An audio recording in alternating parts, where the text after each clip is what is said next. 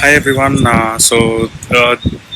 This is a review about the Polo GT. It's a review after 20,000 kilometers. So shortly after I made the first review, I had to leave India, and now I'm not in India. So I sold it to one of my friends, and he has driven it for around 10,000 kilometers more. So he had his servicing done at 20,000 kilometers, and I talked to him about the service experience and the cost. So the average servicing cost per year will be between 13 and 14,000 rupees if you do not break anything in the car. So as of now, it has done 20,000 kilometers, and I sold it because I had to move out of India, or else I had no problems with the car. So for this car, there are three USPs to the car. The first thing is the DSG gearbox, and I would say that the car is almost going to complete 2 years, and neither of us have experienced any problems with the DSG gearbox. It still shifts smoothly as before, and there are myths about automatic transmission in India. They think that because of automatic transmission you get a lower mileage, like they are not efficient enough. But that are all myths, because there is not one kind of automatic transmission. There are several kinds of automatic transmission, and the newer standards like CVT and DSG and AMT are quite more efficient than the older torque converters. So the reason why people have a myth is because people used to drive those old torque converter automatics which are not efficient till date, and it's because a lot of energy is spent in shifting the gears. Now we have the CVT gearboxes, which stand for continuously variable transmission. You find them in the i20 and the Honda Jazz. So the CVT gearboxes are quite efficient. There is some lag while shifting the gears because it's because of the way the CVT is built.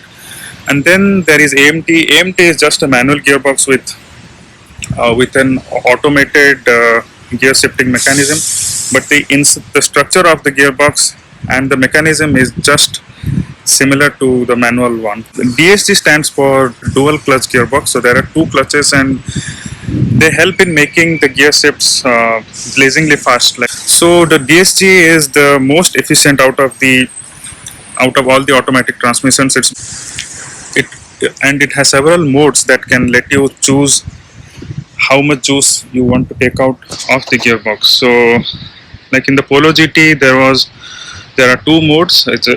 One of them is a sports mode, and the other one is a drive mode. Drive mode, you get a very good mileage, and at times it's more than what a manual transmission would give. As per my experience, I have always gotten a mileage which is close to a manual transmission car when I drive in drive mode. In the sports mode, the gear shifts will be faster, and you'll get better acceleration, but the mileage will drop. But it's still very efficient, and get to choose between the two modes. And of course, there is a manual mode also. So if you are the kind of person who wants to make gear shifts on his own, like if you are too much used to the manual transmission, then you can put it into manual mode, and you can take a complete manual override on the gearbox. So the second USP of this Polo GT is the engine, which is the TSI. The TSI has two main features that makes it different from other petrol engines in this segment, and this is the reason why the Polo GT is a hot hatch and why it is called a hot hatch. Despite it being the smaller engine of 1200cc, is able to churn out a power of 105 bhp, which is not possible if you do not have a turbocharger built in. So what this means is it is able to produce a lot more power from the same sized engine as in other cars. So other cars which do not have a turbocharger, which are around 1200 cc's, can produce a maximum of 85 to 90 bhp. And the power to weight ratio of this car is big, because 105 bhp for a car that weighs not more than 1200 kgs is a very good figure, and this is the reason for the fast acceleration. It does 0 to 100 within 9 seconds, which is a pretty good number. And The third USP of the car is the build quality. As you know, all the Volkswagen cars have the best build quality, and it is built like a tank. It's a very safe car. It lasts long. The interiors are good. So the mileage that the car gives you is around 9 to 10 in the city in heavy traffic conditions, because most of the time we both have used it to commute to office in heavy bumper to bumper traffic, and in those conditions we get 9 to 10. On the highways, as usual, it gives you till 17. A figure of 13 to 17 is what you'll get on the highway. Again, it depends on how far you drive at and if you can drive at a consistent speed. There are a few problems with the car and some missing stuff. One is the suspension. The suspension is a bit on the stiffer side. So it's what this means is you'll get all these the bumps and potholes. You can feel the potholes on the road, and they will creep into the cabin. There is no keyless entry even in the 2019 variant. So it depends on what you are planning to use the car for. So if you want a driver's car, then you should definitely go for this, because it is a driver's car.